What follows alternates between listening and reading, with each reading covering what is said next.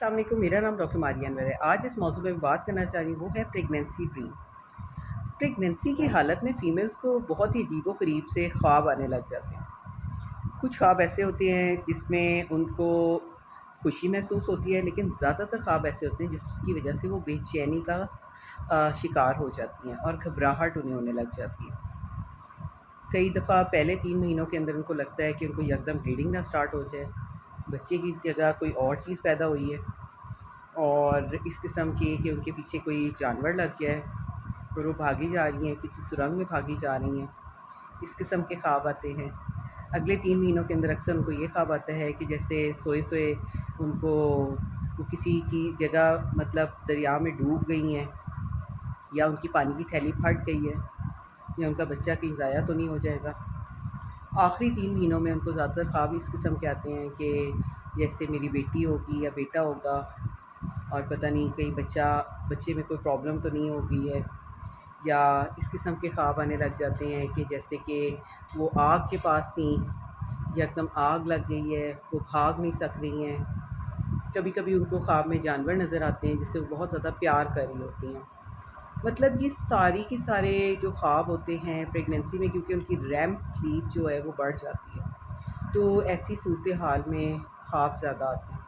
लेकिन ज़्यादातर ख्वाब जो हैं वो परेशान कुन भी साबित होते हैं, जिसकी वजह से वो बहुत ही ज़्यादा स्ट्रेस में चली जाती हैं। तो आज मैं उनकी इस एम्बिग्विटी को दूर करना चाहती हूँ कि ज़्यादातर प्रेगनेंसी में जो ख्वाब इस किस्म के आते हैं ना, वो सारा दिन जो आप सोचती रहती हैं, आपके दिल में ख़्याल आते हैं, आपके दिल में वहम आते हैं, आपको डर लगता है कि प्रेगनेंसी कैसे गुजरेगी, बच्चा कैसे पैदा होगा, उसमें कोई मसला तो नहीं होगा, बाद में बच्चे में तो नहीं कोई मसला निकलेगा, दौरान हमल तो नहीं कोई मसला होगा। ये सोचिए, आप मुसलसल सोच के अपने आप को एंग्ज़ायटी, डिप्रेशन और स्ट्रेस में डाल देती हैं, जिसकी वजह से उसके नतीजे में आपको ऐसे ख्वाब नज़र आते हैं। तो मेन रीज़न ये है कि आप अपने आप को स्ट्रेस में रखती हैं, और वो ख़वातीन जो दिन में सोचती रहती हैं, अक्सर रात को उसी किस्म के उनको ख्वाब आते हैं। और कई औरतों को आदत होती है कि वो सोने से पहले नॉवेल्स वगैरह पढ़ती हैं, कोई मैगज़ीन वगैरह पढ़ती हैं, उसमें कई स्टोरीज़ पढ़ती हैं, तो कई दफ़ा उस किस्म के भी ख्वाब उनको आने लग जाते हैं। और हार्मोनल चेंजेस प्रेगनेंसी में बहुत तेज़ी से हार्मोन्स जो हैं वो फ्लक्चुएट कर रहे होते हैं।